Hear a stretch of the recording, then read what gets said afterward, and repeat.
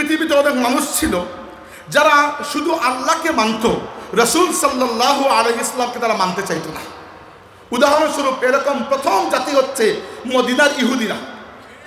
মদিনার ইহুদিরা রাসূল সাল্লাল্লাহু আলাইহি ওয়াসাল্লাম এবং মুসলমানদেরকে বলতো যে তোমরা আল্লাহ মানো, আমরাও তো আল্লাহ মানি, তোমরা আখিরাতকে মানো, আমরাও তো আখিরাত মানি, তোমরা তাহলে কেন আমাদেরকে কাফির বলো? আল্লাহ নিজে জবাব দিয়েছেন, ওমিনান নাসি মান ইয়াকুলু আমান্না বিল্লাহি ওয়া বিল ইয়াউমিল আখিরি ওয়া মা হুম বিমুমিনিন। মানুষের মধ্যে কিছু মানুষ আছে যারা বলে আমরা আল্লাহর প্রতি এবং আখিরাতের প্রতি ঈমান এনেছি, কিন্তু এরা মুমিন নয়। কি জন্য? এরা রাসূল সাল্লাল্লাহু আলাইহি ওয়াসাল্লামকে মানতে চাইতো না।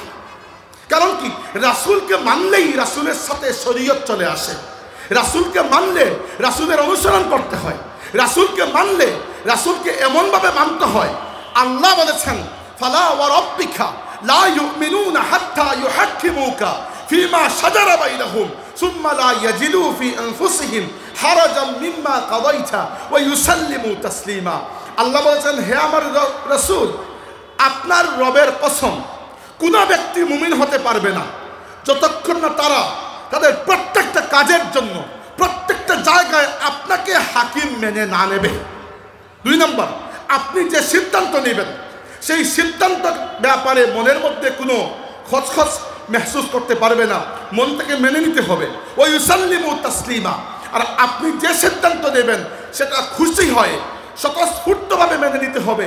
যতক্ষণ আপনার উম্মতের মধ্যে কোনো ব্যক্তি এই পর্যায়ে পৌঁছাবে না, তারা কখনো মুমিন হতে পারবে না। আর এই উম্মতের ইতিহাসে যতটা দল এবং গোষ্ঠী গুমরাহ হয়েছিল, একটাও আল্লাহ তাবারাকা ওয়া তাআলাকে অস্বীকার করে গুমরাহ হয় নাই। প্রত্যেকটা দল আল্লাহর রাসূলের শানে গুস্তাখি করে গুমরাহ হয়ে গিয়েছিল। খারেজি সম্প্রদায় বলুন, যারা রাসূল সাল্লাল্লাহু আলাইহি ওয়াসাল্লামের শানে খারেজিদের আদি পুরুষ জুল কুওয়াইসরা তামিমি বেয়াদবি করেছিল। সে আল্লাহর হাবিবের সামনে দাঁড়িয়ে বলেছিল, ইয়া মুহাম্মদ ইদিল ফা ইন্নাকা লাম তা'দিল। সে বলেছিল, হে মুহাম্মদ, ন্যায়পরায়ণ হো, কারণ তুমি অন্যায় করছিলে। নাউযুবিল্লাহ। আল্লাহর রাসূল বলেছেন যে এই মানুষের পরবর্তীতে এমন কিছু মানুষ আসবে যারা বাহ্যিকভাবে অনেক নামাজ রোজা করবে, কিন্তু ইয়ামরুকুনা মিনাদ দ্বীন কামা ইয়ামরুকুস সাহমু মিনার রামিয়া। এরা ইসলাম থেকে এমনভাবে বেরিয়ে যাবে যেভাবে তীর শিকারকে ভেদ করে বেরিয়ে যায়। এরপরে শিয়া সম্প্রদায়, শিয়ারা প্রথম দিকে আলী রাদিয়াল্লাহু আনহু, হুসাইন এবং হাসান রাদিয়াল্লাহু আনহুমাকে সমর্থন করত। তাদেরকে আমরাও সমর্থন করি। রাজনৈতিকভাবে তারা নিজেদেরকে শিয়ানে আলী বলতো, আলী রাদিয়াল্লাহু আনহুর দল। ঠিক আছে, এতটুকু। কিন্তু আস্তে আস্তে শিয়ারা আকীদাগতভাবে এমন গুমরাহ হলো, তারা রাসূল সাল্লাল্লাহু আলাইহি ওয়াসাল্লামের মাত্র কয়েকজন হাতে গোনা সাহাবা পরে বাকি সাহাবায়ে কেরামকে অমান্য করতে, এদের অবাধ্য হতে এবং ধীরে ধীরে এদেরকে লানত করতে শুরু করে দিল। শিয়া সম্প্রদায়ের ইতিহাস খুঁজে দেখুন, সাহাবায়ে কেরামের প্রতি বেয়াদবির ইতিহাস রয়েছে এদের।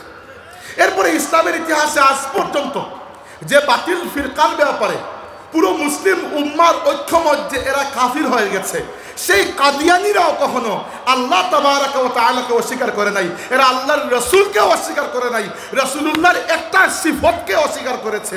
আল্লাহর নবীকে তারা নবী মেনেছে, কিন্তু খাতামান নবিয়্যিন মানে নাই। এজন্য উম্মতের ঐক্যমতে এরা কাফির হয়ে গেছে। এই হচ্ছে ফিতনার জড়, তাফরিক বাইনাল্লাহি ওয়া রাসূলি। আল্লাহকে তো আমি মানি, আল্লাহকে তো সেজদাও দেই মসজিদে গিয়ে, কিন্তু রাসূলকে মানবো না। এই হচ্ছে এই ফিতনার আসল শেকড়। মদিনার ইহুদিদের মধ্যে এই ফিতনা ছিল। এই ফিতনা মুসলিম জামাত থেকে, এই ফিতনা আহলে সুন্নাত ওয়াল জামাতের এই রাজপথ থেকে যারা বিচ্ছিন্ন হয়ে গেছে, প্রত্যেকের মূল ফিতনার শেকড় হচ্ছে এই জায়গায়। আর ভারতীয় উপমহাদেশে এই ফিতনাটা মুসলমানদেরকে বারবার গ্রাস করেছে। একটু ইতিহাস বলতে চাই। ভারতীয় উপমহাদেশে যখন ইংরেজরা আসলো প্রথমে, তো ইংরেজরা এসে মুসলমানদেরকে কালচারালি এবং মানে লেখালেখি করে, বক্তৃতা বিবৃতি দিয়ে মুসলমানদেরকে অনেক অ্যাটাক করা শুরু করলো। এবং মুসলিম উলামা কেরাম যারা ছিলেন, সবার পক্ষে সবগুলো জবাব ঠিকঠাক মতো দেওয়া সম্ভব হচ্ছিল না। ব্রিটিশরা এমনভাবে একটা শিক্ষাগত সাংস্কৃতিক একটা পায়তারা ইসলামের বিরুদ্ধে শুরু করলো। তখন হিন্দুদের মধ্য থেকে আপনারা শুনেছেন রাজা রামমোহন রায়। রাজা রামমোহন রায় মুসলমানদের পক্ষ থেকে জবাব দিয়ে দিল। আচ্ছা, মুসলমানদের কাছে সে হয়ে গেল অনেক মকবুল। মকবুল যেই মাত্র হলো, সে ব্রাহ্ম সমাজ নামক একটা সমাজ তৈরি করে ফেলল, এবং এই সমাজে সে এমন অনেক কথাবার্তা নিয়ে আসলো এটা ইসলামের সাথে অনেকটা সাদৃশ্যপূর্ণ। এই হচ্ছে মুসলমানদের উপর প্রথমভাবে এমন একটা ছুরি মারার কৌশল, যে ছুরিটা মিশ্রি দিয়ে তৈরি করে, মিঠা ছুরি। এর কিছুদিন পরে বা এরই আশেপাশে সময়ে ভারতীয় উপমহাদেশে আর্য সমাজ নামক একটা সমাজ তৈরি হলো। এই সমাজ তৈরি করলো দয়ানন্দ সরস্বতী, এক ব্যক্তি। সে প্রথম ব্যক্তি যে এই ধারণা দিল যে ভারতীয় উপমহাদেশ শুধু হিন্দুদের, এখান থেকে মুসলমানদেরকে বিতাড়িত করতে হবে।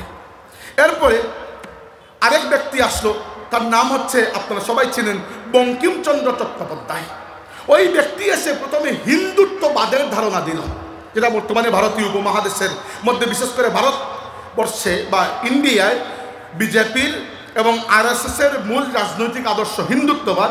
এটার মুর্শিদে আজম হচ্ছে বঙ্কিমচন্দ্র চট্টোপাধ্যায়। এরপরে আরএসএস তৈরি হলো, রাষ্ট্রীয় স্বয়ংসেবক সংঘ, এবং এরা যে পরিমাণ সংগঠিত এবং ভারতীয় রাজনীতিতে এরা যে পরিমাণ সক্রিয়, আজকে যে ভারতীয় হিন্দুত্ববাদের নয়নের মণি হয়ে নরেন্দ্র মোদী ভারতের ক্ষমতায় বসেছে, এখানে নরেন্দ্র মোদীর কৃতিত্ব খুবই কম। এখানে মূল ফিল্ড তৈরি করে দিয়েছে আরএসএস, রাষ্ট্রীয় সমাজসেবক সংঘ। ভারতে প্রত্যেকটা হিন্দুত্ববাদী সংগঠনের মূল শেকড় বুনিয়াদ ওই আরএসএসের আদর্শের উপরই টিকে আছে। এবার এই যে রাজা রামমোহন রায়, এই যে আর্য সমাজ, এই যে ব্রাহ্ম সমাজ, এই যে দয়ানন্দ সরস্বতী, এরা মুসলমানদের বিরুদ্ধে ভারতীয়দেরকে আস্তে আস্তে একাট্টা করতে শুরু করলো। যে হিন্দুরা দীর্ঘ শতাব্দী মুসলমানদের অধীনে কখনো ছিলেন, কখনো মুসলমানদের সাথে একটা শান্তিপূর্ণ সহাবস্থানে ছিলেন, এই হিন্দুত্ববাদের ধারণা এদেরকে মুসলমানদের বিরুদ্ধে নিয়ে গেল। আর এই যে অবস্থা শুরু হলো মুসলমানদের বিরুদ্ধে, এটা শুধু হিন্দুদের মধ্যে শুরু হয় নাই, এরও আগে ভারতে একজন মুসলিম শাসকের পক্ষ থেকে এটা শুরু হয়েছিল। তার নাম ছিল মুঘল সম্রাট আকবর। মুঘল সম্রাট আকবরকে তৎকালীন যুগের দুই আলিম বুঝিয়েছিল এটা, যে রসুল সাল্লাল্লাহু আলাইহি ওয়াসাল্লাম দুনিয়া থেকে বিদায় নেওয়ার 1000 বছর হয়ে গেছে, অতএব আল্লাহর রসুলের শরীয়তের দিন শেষ হয়ে গেছে। তারা বলেছিল রসুল সাল্লাল্লাহু নবুয়ত নাউজুবিল্লাহ শেষ হয়ে গেছে। এখন পরবর্তী শতাব্দী এসেছে, আল্লাহর রসুলের পরে 1 সহস্রাব্দ, আলফে আউয়াল। আলফে আউয়াল মানে 1 সহস্রাব্দ, 1000 বছর চলে গেছে। এখন দ্বিতীয় সহস্রাব্দ আলফে সানি শুরু হয়েছে। তো আলফে সানির জন্য হে আকবর, আপনাকে নতুন একটা ব্যবস্থা করতে হবে। তো এই সকল আলিম নামক জাহিলদের পরামর্শে আকবর হিন্দু, মুসলিম, বৌদ্ধ, খ্রিস্টান সবার ধর্মকে মিলিয়ে দ্বীন-এ এলাহি নামক একটা নতুন ধর্ম তৈরি করেছিল। এই ধর্ম কি? এই ধর্ম হচ্ছে এক্স্যাক্টলি মদিনার ইহুদিদের আকীদা, অর্থাৎ আমরা আল্লাহকে মানবো, রাসূলকে মানবো না। কারণ আল্লাহকে যদি কেউ মানে, তো আল্লাহকে রহিম বলুক আর রাম বলুক, কি পার্থক্য? খালি তো আল্লাহকে মানতেছেন। রাসূলকে যদি কেউ না মানে, সাথে তো আর শরীয়ত আসে না। রাসূলকে যদি কেউ না মানে, কুরআন শরীফকে নিজের ইচ্ছা মতো বিকৃত করা যায়। পৃথিবীতে বর্তমানে একটা আন্দোলন চলছে, মুভমেন্ট, প্রগ্রেসিভ ইসলাম। এরা আল্লাহর রসুলের সম্পূর্ণ আদর্শকে, সুন্নতকে, আল্লাহর রসুলের যে শখসিয়ত আমাদের সামনে আছে রাসূলুল্লাহ হিসাবে, এটাকে সম্পূর্ণ অস্বীকার করে। তারা বলে রাসূল সাল্লাল্লাহু আলাইহি ওয়াসাল্লাম একজন নাউজুবিল্লাহ বার্তাবাহক ছিলেন, বার্তা দিয়ে চলে গেছেন, তাকে নিজেকে অনুসরণ করার কোনো দরকার নাই। এজন্য কোরআন শরীফকে নিজের ইচ্ছা মতো ব্যাখ্যা করে এবং সালাত শব্দের অর্থকে তারা শাব্দিকভাবে গ্রহণ করে। এজন্য এরা বিশেষ নামাজ টামাজ পড়ে না, কারণ কোরআন শরীফে তো এক্স্যাক্টলি কীভাবে নামাজ পড়া লাগবে এইটা আল্লাহ বলে দেন নাই। এইভাবে এই যে ফিতনাগুলো, তো আকবর হচ্ছে উপমহাদেশে মুসলিমদের মধ্যে এইটার জনক। আকবর তৈরি করেছিল দ্বীন-এ এলাহি। তো মুসলমানদের মধ্যে তখন দ্বীন-এ এলাহির ব্যাপারে একটা প্রচণ্ড প্রতিক্রিয়া দেখা দিল। এই প্রতিক্রিয়া দেখা দিলে কী হবে? আকবরের মতো সম্রাটের বিরুদ্ধে তো আর সবাই লড়ার সাহস নেই। আল্লাহ রাব্বুল আলামিন ওই সময় দুনিয়াতে পাঠালেন এমন এক মুজাদ্দিদকে, এমন এক রুহানি শক্তি সম্পন্ন পুরুষকে, যার মাধ্যমে আল্লাহ তাবারাকা ওয়া তাআলা আকবরের দ্বীন-এ এলাহিকে দুনিয়া থেকে মিটিয়ে দিয়েছেন। তিনি হচ্ছেন শাইখ আহমদ সিরহিন্দি রহমতুল্লাহি আলাইহি, যাকে আমরা মুজাদ্দিদ আলফে সানি নামে চিনি। শাইখ আহমদ সিরহিন্দি মুজাদ্দিদ আলফে সানি রহমতুল্লাহি আলাইহি আল্লাহর রসুল সাল্লাল্লাহু আলাইহি সাল্লামের সুন্নতকে ভারতীয় উপমহাদেশে জিন্দা করেছেন। তিনি একজন মুজাদ্দিদ, তিনি আকবরের দ্বীনে ইলাহির বিরুদ্ধে লড়াই করেছেন, কলমের জিহাদ করেছেন, তিনি বয়ান বক্তৃতার জিহাদ করেছেন, ইসলামী দাওয়াতে মেহনত করেছেন, তাসাউফের খানকায় বসেছেন, মানুষকে তালিম তরবিয়ত দিয়েছেন। এবং ভারতীয় উপমহাদেশে তার যে খেদমত, অনন্য খেদমত, এই এক ব্যক্তির রুহানিয়তের কাছে আকবরের দ্বীনে ইলাহি দুনিয়া থেকে মুছে গেছে একবারে। এজন্য আল্লামা ইকবাল বলেছেন, हाजिर हुआ मैं शेख मुजद्दिद की लहद पर, वो खाक के है ज़ेर फलक मतला अनवार, उस खाक में पोशीदा है वो साहिब असरार, गर्दन न झुकी जिसकी जहांगीर के आगे, जिसकी नफस से गरम से है गर्मी अहरार, वो हिंद में सरमाया मिल्लत का निगहबान, अल्लाह ने बर वक्त किया जिसको खबरदार। ইকবাল বলেছেন যে আল্লাহ রাব্বুল আলামিন এমন সময় মুজাদ্দিদ আলফে সানিকে ভারতীয় উপমহাদেশের মুসলমানদের মূল যে পুঁজি আছে সেই পুঁজির জিম্মাদার বানিয়েছেন যখন সবচেয়ে বেশি দরকার ছিল। আর ভারতীয় উপমহাদেশের মুসলমান বলুন আর দুনিয়ার ইতিহাসে যে কোনো মুসলমান বলুন, এই মিল্লাতে ইসলামিয়ার মূল পুঁজি হচ্ছে আল্লাহর হাবিবের সাথে সম্পর্ক। এই সম্পর্ক ব্যতীত এই উম্মতের কোনো অস্তিত্ব নাই। তাই এই যে একটা ফিতনা শুরু হয়েছিল, এই ফিতনাকে রফা দফা করেছেন মুজাদ্দিদ আলফে সানি রহমতুল্লাহ আলাইহি। আর আমরা কত বড় সৌভাগ্যবান, আজকে আমরা হযরত শাহ আবু ইউসুফ মোহাম্মদ ইয়াকুব বদরপুরি রহমতুল্লাহ আলাইহির আজিমুশান ইসালে সওয়াব মাহফিলে বসে আছি। আমরা সবাই জানি যে বদরপুরি রহমতুল্লাহ আলাইহির মাধ্যমে আমাদের যে সিলসিলা উপরের দিকে গেছে তার মধ্যে একটা সিলসিলা হচ্ছে মুজাদ্দিদিয়া সিলসিলা। আর এই সিলসিলার সূচনা হয়েছিল মুজাদ্দিদ আলফে সানি রহমতুল্লাহ আলাইহির হাতে। ভারতীয় উপমহাদেশে আমাদের পা বড় মজবুত, কারণ আমাদের পা সেই জায়গা থেকে এসেছে যে জায়গায় মুজাদ্দিদ আলফে সানি রহমতুল্লাহ আলাইহির খেদমত শেষ হয়েছে, ওইখান থেকে আমাদের এই সিলসিলার খেদমত শুরু হয়েছে। এরপরে ভারতীয় উপমহাদেশে আরেক মহান আন্দোলনের জন্ম দিয়েছিলেন সৈয়দ আহমদ শহীদ বেরলভী রহমতুল্লাহ আলাইহি। সৈয়দ আহমদ শহীদ বেরলভী রহমতুল্লাহ আলাইহি এমন সময় দিল্লির শাহ ওলিউল্লাহ মুহাদ্দিস দেহলভী রহমতুল্লাহ আলাইহির খানেকায় বসে আব্দুল আজিজ দেহলভী রহমতুল্লাহ আলাইহির কাছ থেকে তালিম তরবিয়ত লাভ করেছেন, যখন ভারতীয় উপমহাদেশে মুসলমানদের জন্য বড় কঠিন সময় অপেক্ষা করছিল। তখন পলাশির যুদ্ধে বিজয় লাভ করে ইংরেজরা, বাংলা বিজয় করে এগিয়ে যাচ্ছে ভারতীয় উপমহাদেশকে গ্রাস করতে। আর ওইদিকে দক্ষিণ ভারতে অনেকটা দুর্বল হয়ে গেলেও মারাঠা হিন্দু সাম্রাজ্য মুসলমানদের রক্ত দিয়ে ভারতকে পরিষ্কার করার পণ করে বসে আছে। ওইদিকে মুসলমানদের পুরো সাম্রাজ্য, মুসলমানদের বিশেষ করে দিল্লির যে মুঘল সাম্রাজ্য, ওইটা প্রচণ্ড পরিমাণ দুর্বল। এছাড়া পাঞ্জাবের দিকে সবচেয়ে বড় সৈয়দ আহমদ বেরলভী রহমতুল্লাহ আলাইহি চিন্তা করেছিলেন যে মুসলমানদেরকে এখন যদি আমি জিহাদের রাস্তায় নিয়ে আসতে হয়, ভারতীয় উপমহাদেশকে মুসলিম উম্মতের যে একটা জিওগ্রাফিক্যাল লোকেশন আছে এর সাথে এক করতে হবে।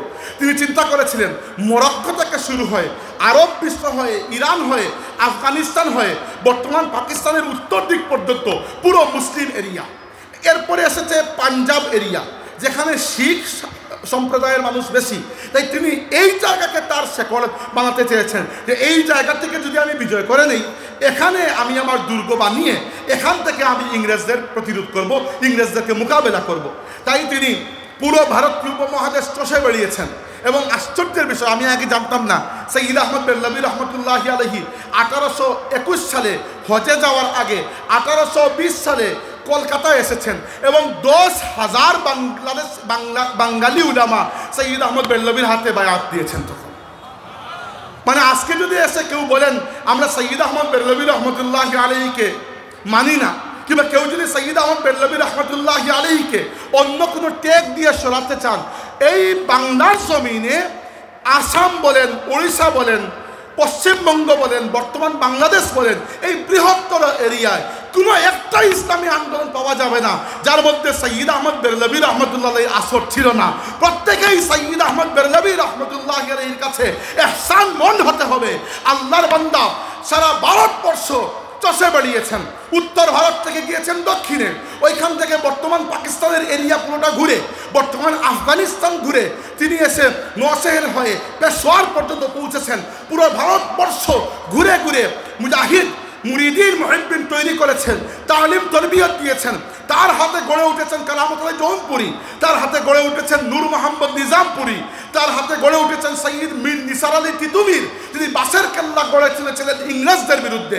1831 সালের 6 মে সৈয়দ আহমদ বেরলভী রহমতুল্লাহি আলাইহি বর্তমান পাকিস্তানের বালাকোট এরিয়ায় শিখ রাজা শের সিংয়ের পুত্র রঞ্জিত সিংয়ের বিরুদ্ধে জিহাদরত অবস্থায় শাহাদত বরণ করেছেন। ওই শাহাদত আমাদেরকে স্মরণ করিয়ে দেয় কারবালায় ইমাম হাসান রাদিয়াল্লাহু আনহু শাহাদতের কথা। ইমাম হোসেন যেভাবে শাহাদত বরণ করেছেন, নানার দিনকে ভুলণ্ঠিত হতে দেন নাই, সৈয়দ আহমদ বেরলভী সেভাবে শাহাদত বরণ করেছেন। না তিনি আহলে সুন্নাত ওয়াল জামাতকে ভুলণ্ঠিত হতে দিয়েছেন, না ভারতীয় উপমহাদেশে মুসলমানদের আকীদা বিশ্বাস, মুসলমানদের অস্তিত্বকে কোনো খাতরার মুখে পড়তে দিয়েছেন। সৈয়দ আহমদ বেরলভী রহমতুল্লাহি আলাইহি শাহাদত এই উপমহাদেশে মুসলমানদেরকে কিয়ামত পর্যন্ত জন্য জিন্দা করে দিয়েছে।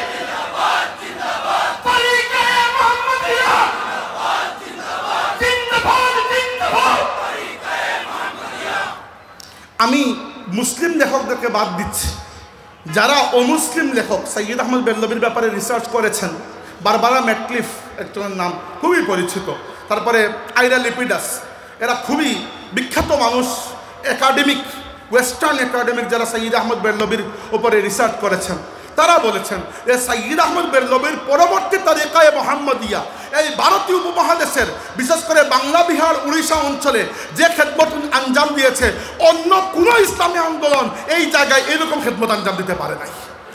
তাসাউফ বলেন, ইলমে কিরাত, ইলমে হাদিস, ইলমে তাসাউফ, আল্লাহর দ্বীনের দাওয়াত এবং বাতিলের বিরুদ্ধে বুক চিতিয়ে লড়াই করার যে সাহস আমাদের মুর্শিদ ফুলতলি সাহেব কিনা দেখিয়ে গেছেন, ওই সিলসিলা অনেক গভীরে পতিত, ওই সিলসিলার মূল শেকড় বালাকুটের মধ্যে, বালাকুটের রক্তের মধ্যে এখনো গিথে আছে।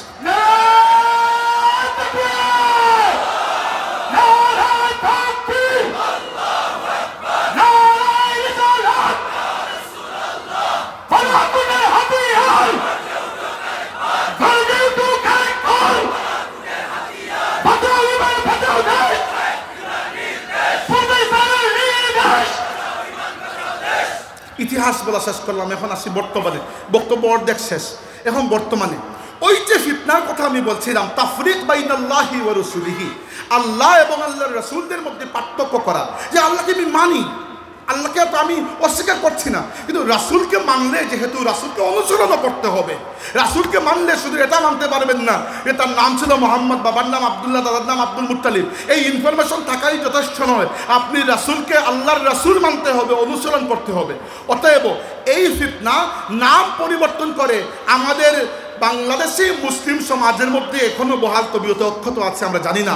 এই ফিতনার নাম হচ্ছে ধর্ম নিরপেক্ষতা, এই ফিতনার নাম সেকুলারিজম। এখন এটা নিয়ে একটু কথা বলতে চাই, খুবই জরুরি।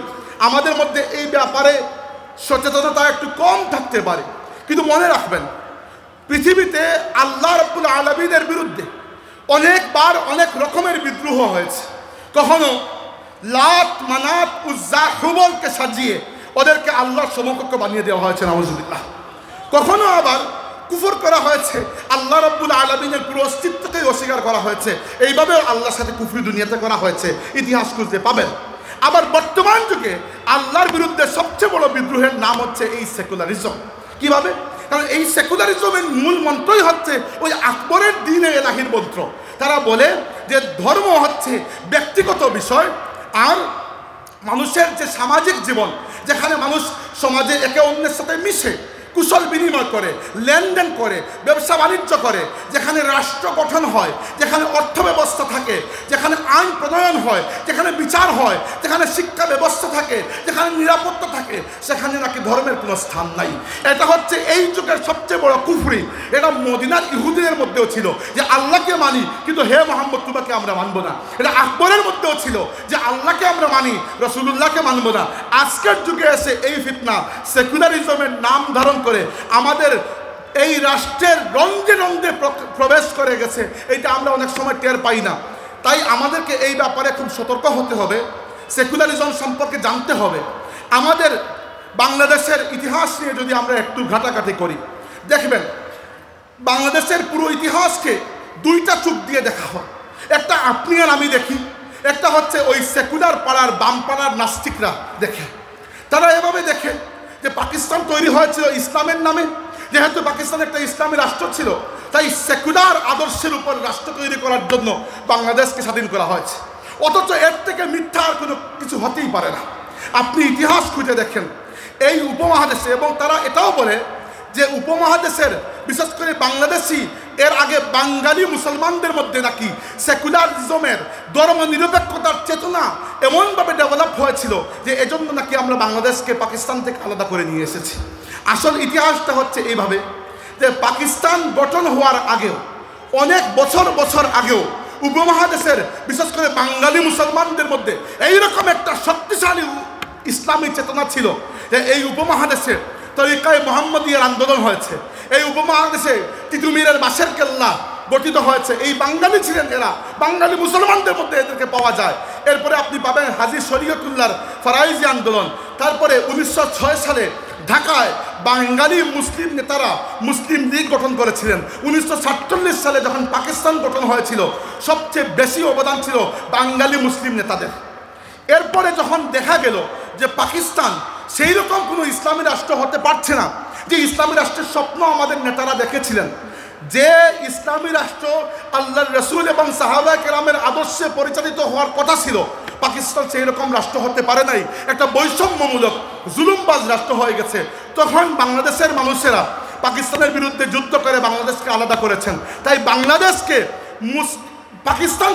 পাকিস্তান থেকে আমরা এজন্য আলাদা হই নাই যে পাকিস্তান একটা ইসলামী রাষ্ট্র ছিল, এজন্য হয়েছে আলাদা যে ইসলামী রাষ্ট্রের স্বপ্ন বাঙালি মুসলমানরা দেখেছিল, পাকিস্তান সেই রকম রাষ্ট্র হতে পারে নাই। এরপরে আশ্চর্যজনকভাবে যে আদর্শগুলো বাঙালি মুসলমানদের মধ্যে এমনকি বাঙালি হিন্দুদের মধ্যেও সম্ভবত কোনোদিনও ছিল না, সেই রকম আদর্শের উপর 1972 সালে আমাদের সংবিধান তৈরি করা হয়ে গেল। বাংলাদেশের সংবিধানের প্রণয়ন কমিটির তৎকালীন প্রধান ডক্টর কামাল হোসেন এখনও হায়াতে আছেন বাকি, তার পুরো সাক্ষাৎকার আমি পড়েছি। তিনি এমন এমন আদর্শের উপর এই জাতির এই রাষ্ট্রের ভিত্তিকে স্থাপন করেছেন যে আদর্শগুলো কোনোদিনও আমাদের আদর্শ নয়। তিনি বলেছেন যে বাংলাদেশ রাষ্ট্র পরিচালনা করা, এমনকি এর আগে বাংলাদেশের মুক্তিযুদ্ধের মূল আদর্শ নাকি ছিল ধর্মনিরপেক্ষতা। নাউজুবিল্লাহ। বাংলাদেশে হাজারো মুক্তিযোদ্ধা এখনো জীবিত আছেন। একজনকে জিজ্ঞেস করে দেখেন তো যে আপনি কি ইসলামী রাষ্ট্র পাকিস্তানকে এজন্য ভেঙেছিলেন যে আপনি ধর্মনিরপেক্ষ রাষ্ট্র তৈরি করবেন, নাকি আপনি এজন্য ভেঙেছিলেন, এজন্য যুদ্ধে গিয়েছিলেন যে পাকিস্তান জুলুম করেছে? প্রত্যেক মুক্তিযোদ্ধা এজন্য বলবে যে আমরা এজন্য যুদ্ধ করেছি যে পাকিস্তান জুলুম করেছিল। ইসলামের বিরুদ্ধে কোনো যুদ্ধ কখনোই ছিল না, ওই যুদ্ধ ছিল জুলুমের বিরুদ্ধে। আচ্ছা, কিন্তু যখন সংবিধান লেখা হয়েছে বলা হয়েছে যে ধর্মনিরপেক্ষতা সেকুলারিজমের আদর্শের উপর মুক্তিযুদ্ধ হয়েছিল, সমাজতন্ত্র কমিউনিজমের আদর্শের উপর নাকি মুক্তিযুদ্ধ হয়েছিল, এবং বাংলাদেশের রাষ্ট্র পরিচালনার মূলনীতির মধ্যে এই আদর্শগুলোকে ঢুকিয়ে দেওয়া হয়েছিল। এবং এই যে সেকুলারিজম বা ধর্মনিরপেক্ষতা, এই যে সোশ্যালিজম বা কমিউনিজম, এই যে সমাজতন্ত্র যেগুলো সারা দুনিয়াতে ফেল করেছে, এইগুলো এত বছর যাবৎ বাংলাদেশকে খাওয়ানো হয়েছে। ইসলামকে একটু পরিমাণ স্থান কেউ দেয় নাই। এই বাংলাদেশে আল্লাহর দিন, আল্লাহর রাসূলের সুন্নাত অনুযায়ী কখনো কিছু হয় নাই। 53 বছর সেকুলারিজম ধর্মনিরপেক্ষতা করে কি করেছেন? পুরো বাংলাদেশকে একটা চুরের রাষ্ট্র বানিয়ে দিয়েছেন। এই যে কিছুদিন আগেও বাংলাদেশে একটা সফল গণ অভ্যুত্থান হয়ে গেল, কি জন্য হয়েছে? মানুষের মনের মধ্যে ক্ষোভ ছিল এই জুলুমের বিরুদ্ধে মানুষের মনের মধ্যে খুব ছিল, এজন্যই তো মানুষ রাস্তায় নেমেছে, এত স্বতঃস্ফূর্ত একটা অভ্যুত্থান হয়েছে। এরও আগে বাংলাদেশে আরও হয়েছে এগুলা। কি জন্য? কারণ মুসলমানদের জন্য ইসলাম ছাড়া সেকুলারিজম, কমিউনিজম, ক্যাপিটালিজম, কোনো ইজমের কোনো আদর্শকে আল্লাহ পছন্দ করেন নাই। আল্লাহ একমাত্র ইসলামকে আমাদের জন্য পছন্দ করেছেন। তাই মুসলমানরা যেখানে আছে, ইসলাম ছাড়া অন্য কোনো আদর্শ যদি আমরা কবুল করতে চাই, আল্লাহ রাব্বুল আলামিন নিজেই আমাদেরকে বেইজ্জত করে দেবেন। এটা মনে রাখতে হবে আমাদেরকে। উমর ইবনে খাত্তাব রাদিয়াল্লাহু আনহু 639 খ্রিস্টাব্দে বাইতুল মাকদিস বিজয় করতে গিয়েছেন। তো উমর ইবনে খাত্তাব কে সেটা তো আমরা জানি। উমর ইবনে খাত্তাব রাদিয়াল্লাহু আনহু গিয়েছেন মদিনা শরীফ থেকে 750 কিলোমিটারের জার্নি। তিনি কিছুটা পথ উটের উপর বসেন, আর খাদিম উটের লাগাম ধরে চলে, আর কিছু পথ খাদিম উটের উপরে বসে, তিনি উটের লাগাম ধরে চলেন। বাইতুল মাকদিসের সামনে যখন হাজির হয়েছেন, একটু জায়গায় কাদা পানি ছিল, তিনি পায়ের মোজা খুলে কাদের উপর রেখে দিয়েছেন। তখন ওই মুসলিম সেনাবাহিনীর প্রধান ছিলেন আবু উবাইদা ইবনুল জাররাহ রাদিয়াল্লাহু আনহু। তিনি এসে বলেছেন, আমিরুল মুমিনিন, আপনি এটা কি হাল করে রেখেছেন? একে তো আপনি উটের নিচে লাগাম ধরে বসে দাঁড়িয়ে আছেন, আর আপনার খাদিম উটের উপরে, আর নিজের মোজা খুলে আপনি কাঁধের উপরে রেখে দিয়েছেন। একটা রোমান সাম্রাজ্যের এলাকা, এরা যদি দেখে আপনাকে এই অবস্থায়, বড় বেইজ্জত হয়ে যাবে আমাদের। উমর ইবনে খাত্তাব রাদিয়াল্লাহু আনহু লম্বা শ্বাস নিলেন, বললেন ওয়াহ। এরপরে বললেন, লাউ ক্বালা যা গায়রুকা আবা উবাইদাতা লাজাআলতুহু নাকালান লিউম্মতি মুহাম্মাদিন সাল্লাল্লাহু আলাইহি ওয়াসাল্লাম। যদি তুমি আবু উবাইদা ইবনে জাররাহ ব্যতীত এই কথা অন্য কেউ বলতো, আমি এমন শাস্তি দিতাম যে পুরো উম্মতের জন্য দৃষ্টান্ত হয়ে থাকতো। ইন্না কুন্না আযাল্লা কওমিন ফাআযানাল্লাহু বিল ইসলাম। আমরা সেই জাতি ছিলাম যাদের কোনো ইজ্জত ছিল না, আল্লাহ ইসলামের মাধ্যমে আমাদেরকে ইজ্জত দিয়েছেন।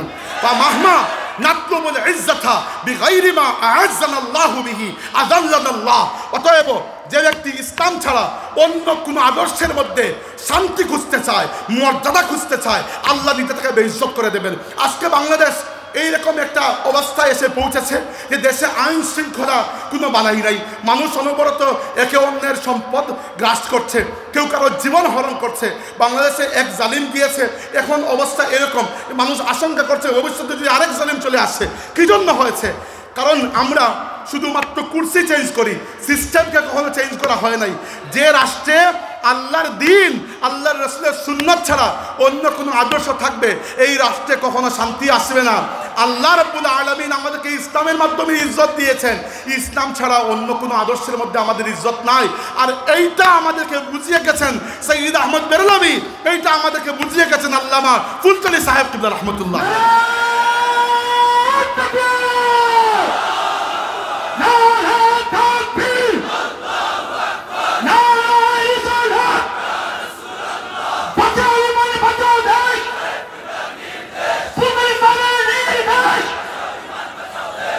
তবে আলহামদুলিল্লাহ একটা খুশির খবর জানাতে চাই।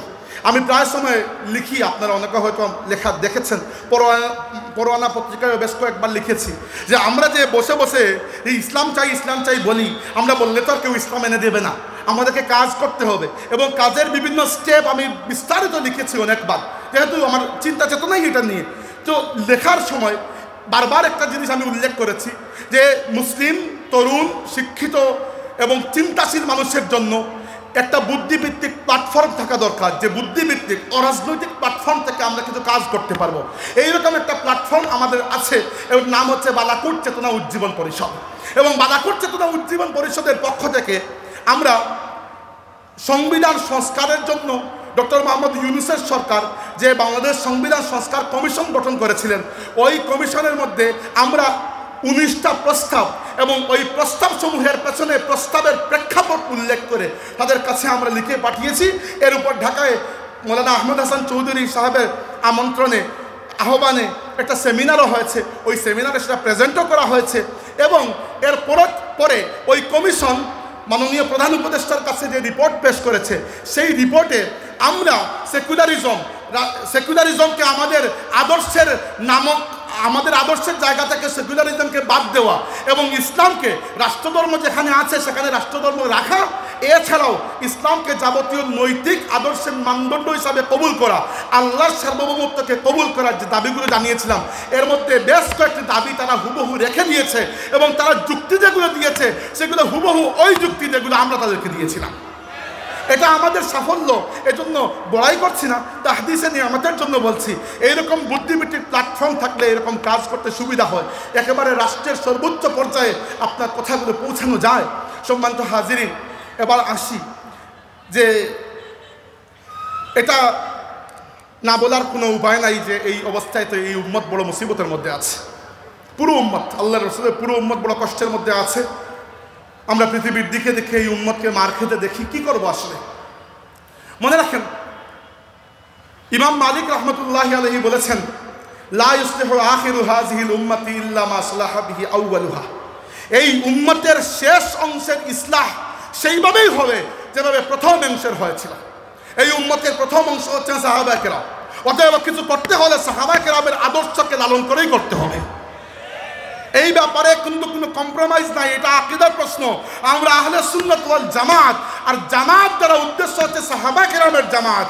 আমরা আল্লাহর রাসূলের সাহাবায়ে কেরামকে উদুল মনে করি, ন্যায় পরায়ণ মনে করি, সত্যের মাপকাঠি মনে করি, এবং সাহাবা বিদ্বেষী কোনো মানুষের সাথে এখনো আমরা আপোষ করি না। এটা আকীদার বিষয়, তাই পরিষ্কার করে বলে দেওয়া উচিত। এরপরে কে সাথে আসলো কে আসলো না পরের বিষয়, দেখা যাবে। কিন্তু আহলে সুন্নাত ওয়াল জামাত যদি নিজেকে বলতে চান, সাহাবায়ে কেরামের ব্যাপারে আনকম্প্রোমাইজিং পজিশনে আমাদেরকে থাকতে হবে। দেখেন, রাসূল সাল্লাল্লাহু আলাইহি ওয়াসাল্লামের সাহাবায়ে কেরাম আল্লাহর দ্বীনকে আল্লাহর জমিনে কিভাবে কায়েম করেছেন, এই আদর্শ যদি আমরা দেখি, এখান থেকে আমাদের শিকার আছে। আমি বলছি না হুট করেই আমরা সারা পৃথিবীকে ইসলামের ছায়াতলে নিয়ে আসবো, কিন্তু সুসংবাদ গ্রহণ করুন।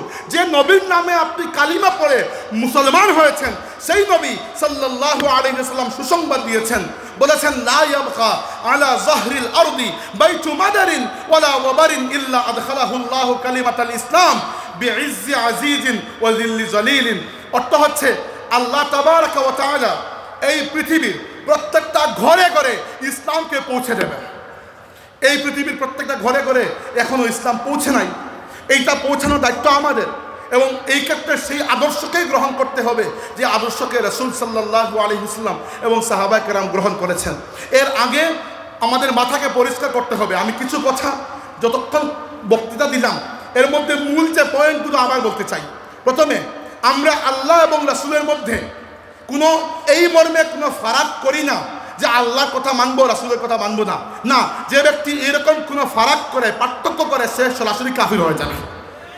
তাই রাসূল সাল্লাল্লাহু আলাইহি ইসলামের আদর্শ হচ্ছে আমাদের আদর্শ, আল্লাহর রাসূলের সুন্নতের অনুসরণ হচ্ছে আমাদের মূল আদর্শ। 2 নম্বর, সাহাবায়ে কেরামের ব্যাপারে আমাদের আকীদা খুবই পরিষ্কার। সাহাবায়ে কেরামকে আমরা সত্যের মাপকাঠি মনে করি, সাহাবায়ে কেরামকে আমরা ন্যায়পরায়ণ মনে করি। 3 নম্বর, আমরা কে, আমরা কারা? আমরা হচ্ছি বালাকুটে যারা ছিল তাদের উত্তরাধিকারী। সহজ হিসাব, আমরা কি চাই? সৈয়দ আহমদ বেরলভী কি চেয়েছিলেন? শাহ ওলিউল্লাহ মুহাদ্দিস দেহলভী কি চেয়েছেন? মুজাদ্দিদ আল-ফিসানি কি চেয়েছেন? সুলতান সালাহুদ্দিন আইয়ুবী কি চেয়েছেন? ইমাম শামিল কি চেয়েছেন? আমির আব্দুল কাদির আল জাযাইরি কি চেয়েছেন? আজকে হামাস কি চায়?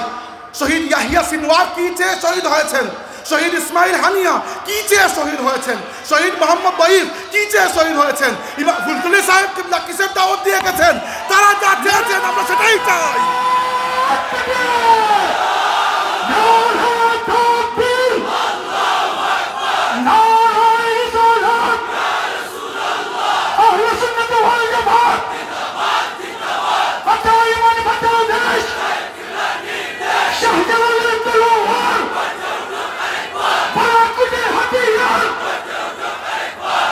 সম্মানিত হাজিরিন, বালাকুটের কথা আজকে বারবার মনে হচ্ছে, কারণ প্রাণের সাথে, আত্মার সাথে বালাকুট জড়িয়ে আছে।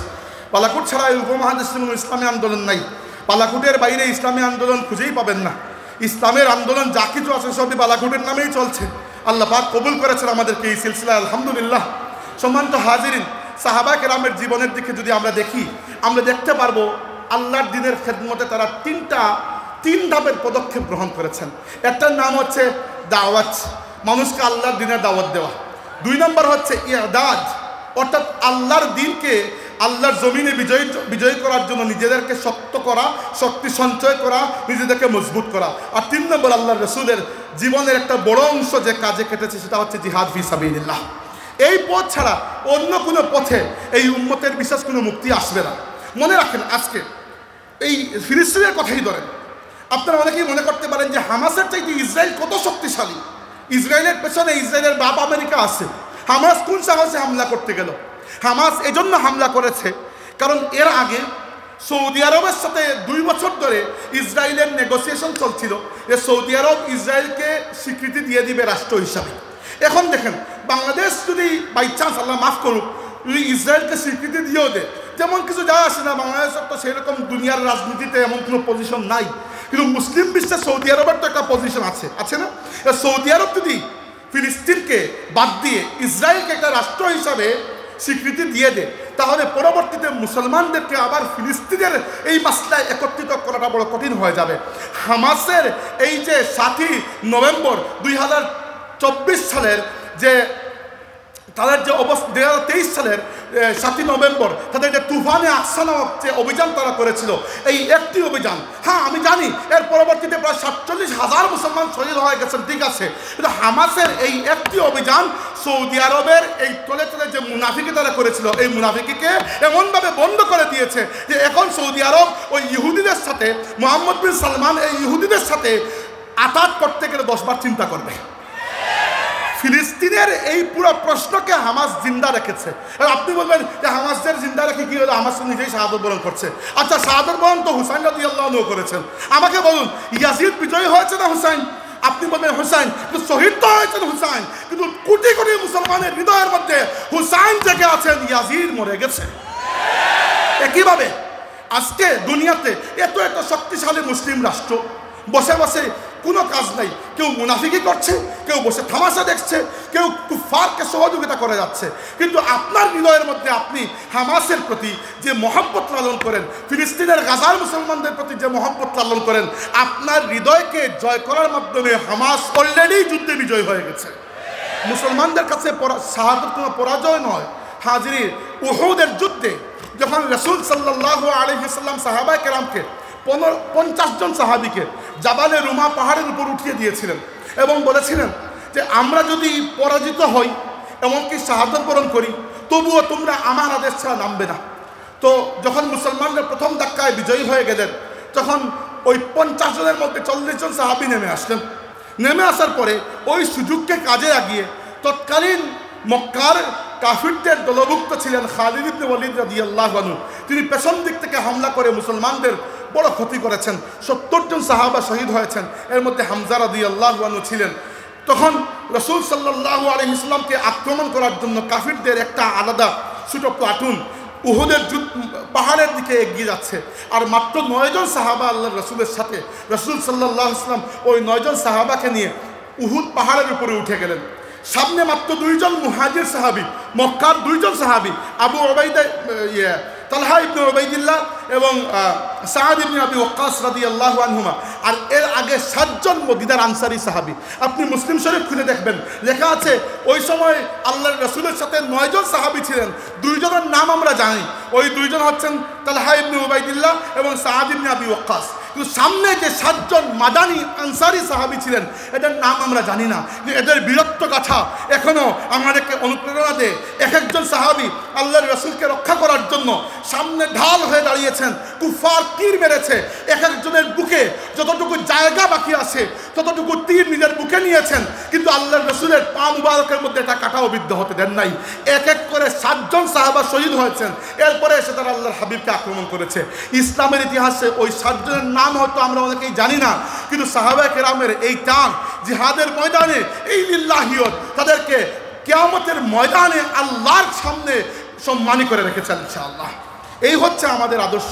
মুসলমানদের জন্য শাহাদাত কখনো পরাজয় নয়। সম্মানিত হাজিরিন, আমাদেরকে কি করা উচিত? আমাদেরকে প্রথমত বোঝা উচিত, বাংলাদেশের পরিস্থিতি যতই চেঞ্জ হোক না কেন, বাংলাদেশের রাজনীতিতে যাই হয়ে যাক না কেন, সাময়িকভাবে হয়তো আমাদের মনের মধ্যে একটু ধাক্কা লাগতে পারে যে এটা পরিবর্তন হয়ে গেছে, এই হয়ে গেছে, ওই হয়ে গেছে। মনে রাখবেন, শেষ পর্যন্ত আমরা একটা দ্বীনি দাওয়াতি কাফেলা।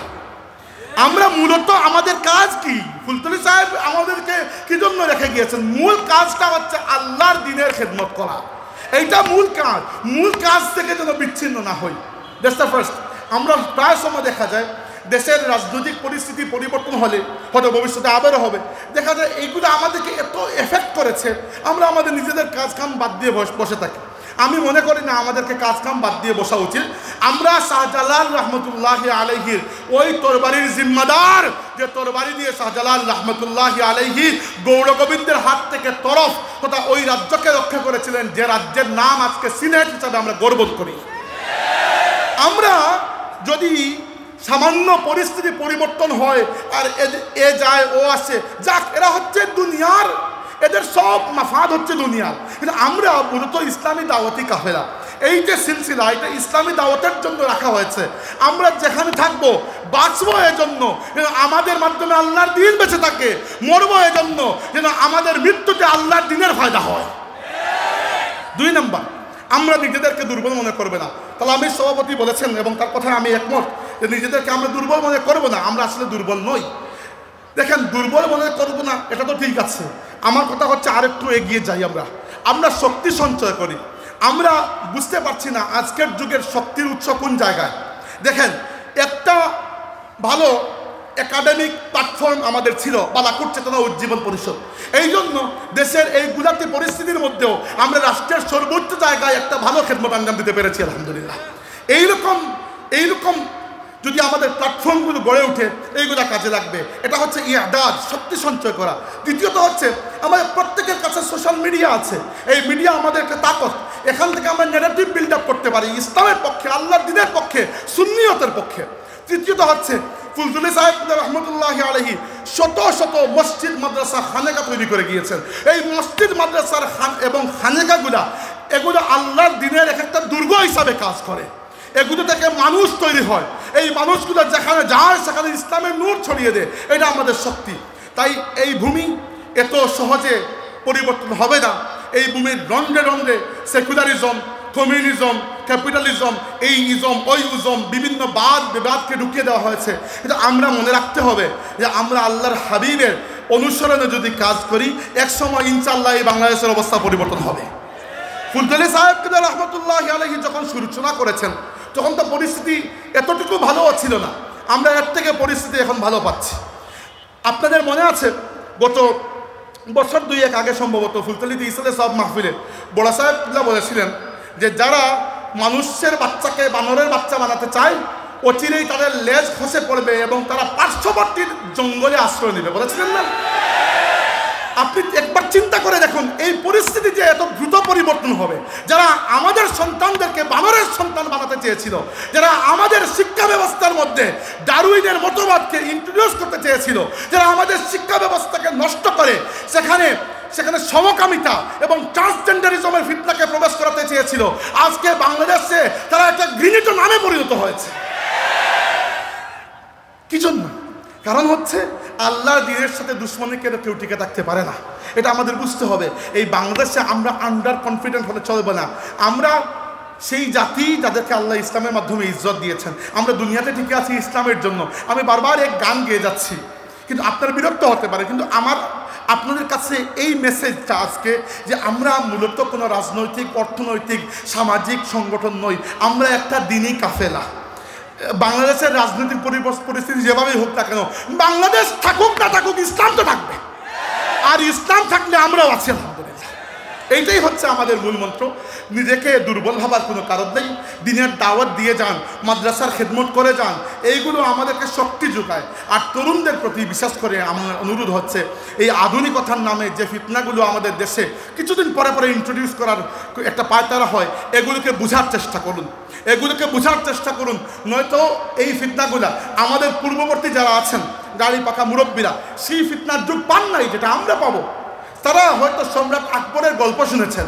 আমরা আজকে বাংলাদেশের এমন এমন পরিস্থিতি দেখছি যেখানে আকবরের ফিতনা চাইতে বড় ফিতনা বাংলাদেশের কিছুদিন আগ পর্যন্ত আমরা দেখেছি। আল্লাহ জানে ভবিষ্যতে আর কারা আসবে, আল্লাহ জানে এই দেশের পরিস্থিতি কি হবে, কিন্তু আমাদেরকে বুক চিতিয়ে টিকে থাকতেই হবে। কিন্তু এটাও স্বীকার করছি, আমি বক্তব্য শেষ প্রান্তে চলে আসছি, এটাও স্বীকার করছি যে এই উম্মতের অবস্থা আসলেই বড় সঙ্গীন।